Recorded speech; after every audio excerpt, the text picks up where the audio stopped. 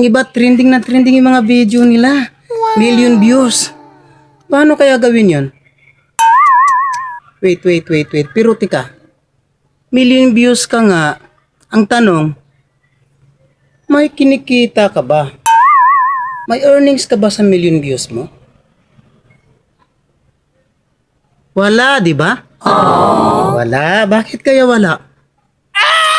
Kasi idol naman. Nag-trending ang video mo, idol. Million views. Pero ang iksi naman ng video mo. 3 seconds hanggang 5 seconds ang video mo kaya nag-trending ito, idol. Kaya nagtataka ka kung bakit hanggang ngayon walang earnings. Samantalang yung iba, hindi naman million views, pero may earnings. Bakit kaya?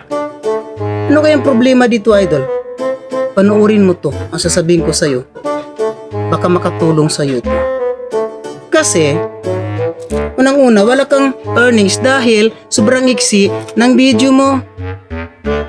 Hindi malagyan ni Meta ng ads. Saan nilalagay ni Meta ang ads niya kung ang video mo ay 3 to 5 seconds lang?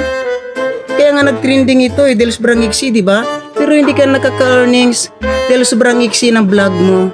Dapat 15 seconds pataas ang video mo para malagyan ni Meta ng ads. Ganon ang sikrito, idol. Kaya nagtataka ka, ba't yung iba maiksi ang kunti ang views pero may earnings kasi nga mahaba ang kanilang video. So kung gusto mong kumita, gusto mong magka-earnings, dagdagan mo ang oras ng video mo.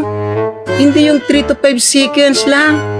O, gets mo ngayon, kaya wala kang kinikita dahil sobrang iksi ng iyong video. Sana nakatulong. Please follow and share.